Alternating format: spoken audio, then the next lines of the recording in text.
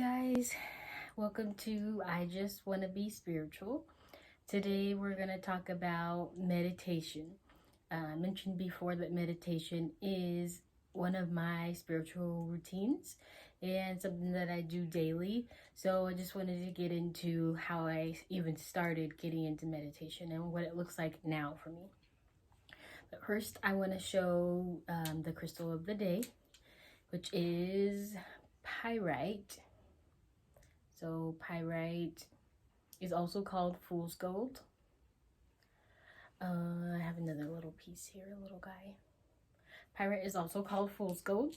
This is good for manifestation. This is good for prosperity, abundance.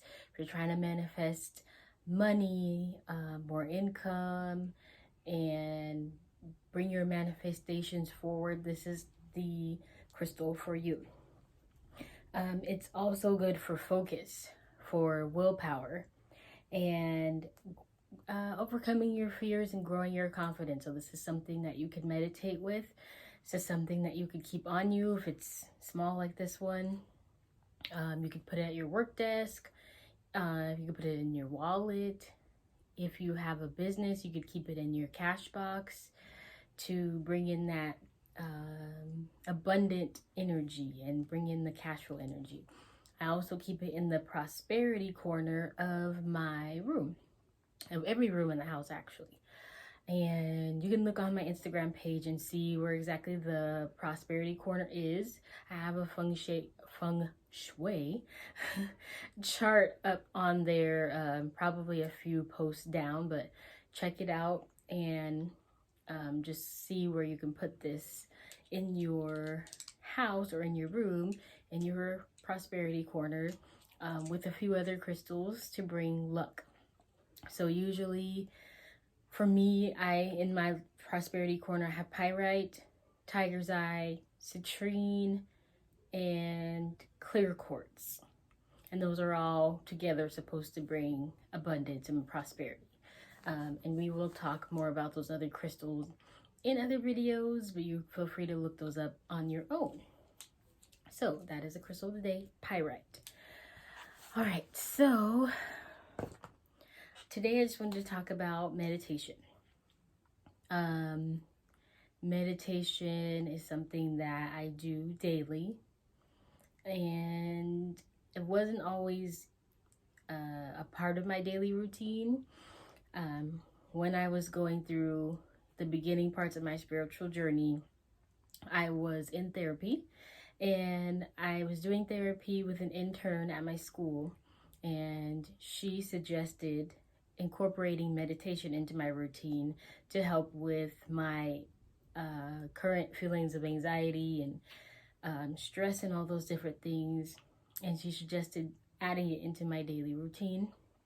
So I did. And she also suggested an app called Calm for me to try. And that is actually something I still use today. So she recommended that to me around 2016, and I still use it today. It's a great app. You do have to pay for the full subscription. It's about $60 for the year, but to me, it's very worth it. I love that they have so many different meditations on there, and it's grown so much since the first time that I downloaded it. It's got so many different things on there now. They have sleep stories and specific meditations for anxiety, for stress, for fear, for grief, for loss. They have sleep music on there. They have different celebrities using their voice for different meditations. I've seen LeBron James on there and other people on there. So it's really great app if you want to get started in meditation and you want more of a guided meditation because you're not really sure how. This would be a good app. And they do have like a free version. It's just a little bit more limited than the paid for version. But I would suggest trying it out and just seeing how it goes for you. I do the daily calm every morning. So every day they have a different like daily calm, and it'll have a different theme for that day. So that's what I use every morning. And I've also seen Deepak Chopra has a new app where they also have guided meditations. I haven't fully tried the full version of it, but it seems really nice, so you may want to check that out too. And I can leave those in the description for you to find on your own. But yeah, Calm is a really good app. That's my favorite. So at the beginning of my journey with meditation, I tried to do it every single day. I was still hyper focused on doing it every day, not missing a day. And Calm has a calendar on it that shows you your progress. So it will mark all the days that you have completed a meditation in a row. And you can even add your own if you don't actually do it on the app. If you meditate on your own, you can add that onto the calendar too. So in the beginning, that was my main focus, is like making sure that I never miss a day, so that the calendar is full and all the days are in a row and there's no spaces in between. And it was like almost to an obsessive point where I was just like, I have to meditate every single day. And even on days where I wasn't able to meditate, like maybe I was somewhere where I wasn't able to get that meditation in, I would like pretend like I would have meditated, or I would like play a meditation all the way through, but I wouldn't actually be listening to it, just so it would show or reflect that I had meditated even if I hadn't. And so it was just super important to me to make sure that I did it every single day. And even if I didn't do it every day, I wanted the app to reflect it. And it was stressing me out more. And so eventually I had to let go and release that control and that need for perfection, and just meditate when I was able to. Most days I am able to. I may miss a day or two, and now I'm okay with that. But I had to learn to just, it's okay if you don't have every space on the calendar filled for meditation. If you miss a day, you just miss a day and you pick it back up the next day. So that's something that took a little while for me to learn and to let go of and release that need for control, just because I felt like I was failing or I wasn't doing it right, or I just was really hard on myself about it if I missed a day. And now I'm much better with it. So when you are starting, just give yourself grace. Just remember that you're trying. Even if you sit down and it's hard to focus, and you sit down for 5 minutes and you feel like you wasted your time because you didn't really like feel like you meditated, the point is you stopped and you took the time to even try. So focus on that rather than doing it right, because there is no necessarily right way to do it. The main thing is you want to focus on your breathing.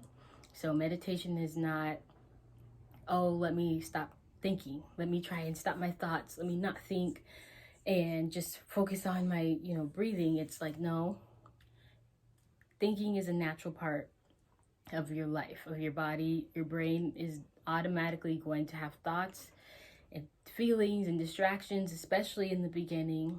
So don't get discouraged or frustrated if you can't stay focused the whole time right away.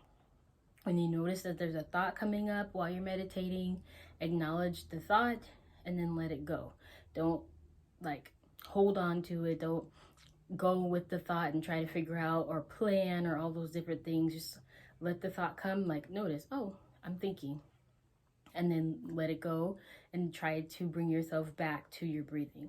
That's the main thing that you should remember when you begin meditating, is just allow yourself to make mistakes, but to continue to try. You're gonna get distracted. It's gonna be difficult to maintain your focus. You don't need to be hyper focused. Just do the best that you can do and thank yourself for coming back to the mat or the chair or whatever you're using to meditate with. You want to make sure that you're in a space that's quiet where you can focus on what you're doing.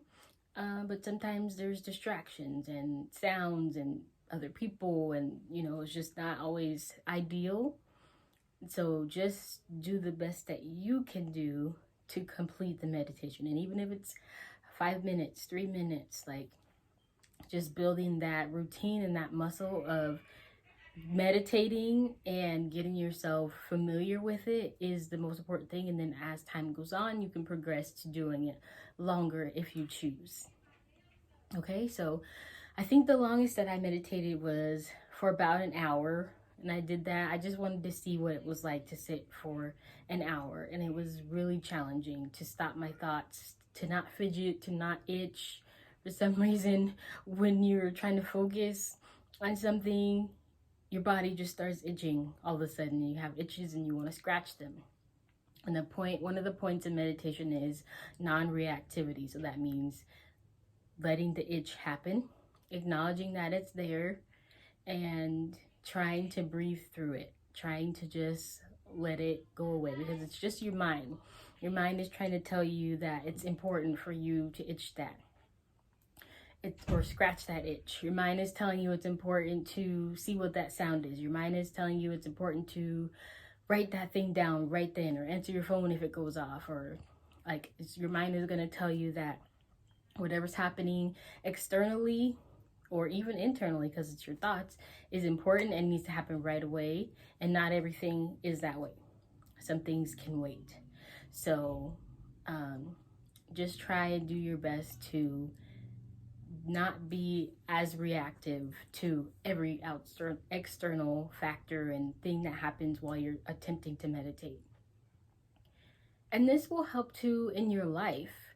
If you practice non-reactivity in meditation, it's kind of gets you ready for, your daily life when you're not meditating and things happen and you want to just react to them out of habit. Meditation reminds you that you don't need to react right away. Some things are urgent and some things just feel urgent.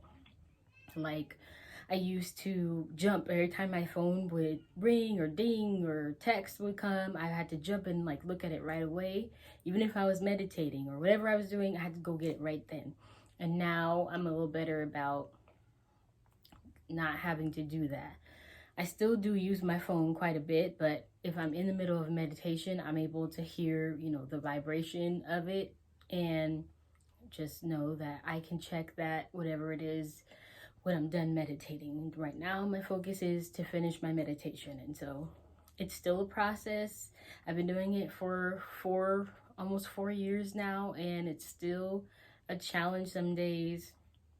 It still sometimes even makes me anxious just sitting there and trying to be still and trying to relax my mind and, doing all that stuff. My mind just doesn't want to calm down. So sometimes it just, it doesn't work at the exact time when I'm trying to do it, but I at least try to do it and thank myself for even taking the time out to focus, to try and meditate, to try and focus on my breathing. And it's really helped me, just having that as a daily routine and a part of my daily life has really helped me. And we've been trying to get my family to do it, just take that relaxation time and take that time for myself. That time for myself when I meditate and I do my prayer is very important and sacred to me. And I try to protect that at all costs because I enjoy having that time alone. As an introverted person, it's very important for me to have alone time to collect my thoughts, gather myself, and just reflect. And so meditation is one of the ways that I do that. So if you haven't tried it, you can give it a try. I mean, there's other meditations on YouTube you can find for free. I'm sure there's other apps that you can meditate with for free.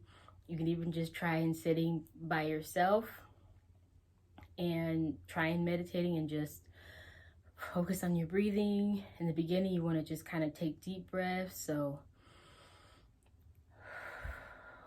out through your mouth, maybe 3 or 4 times until you feel that your body has settled, and then go into your meditation and to just focus on your breathing during your meditation. There are different techniques and different things that help you kind of center yourself. So that could be something that you research. I am not a meditation expert, so I can't give you too much information about it. I can just tell you what works for me and what I do. And then you can try it and see if it works for you. So I hope that you guys enjoyed this episode of I Just Want to Be Spiritual. Don't forget to like, share, follow, comment, and let people know what we have going here. And I will see you all next time.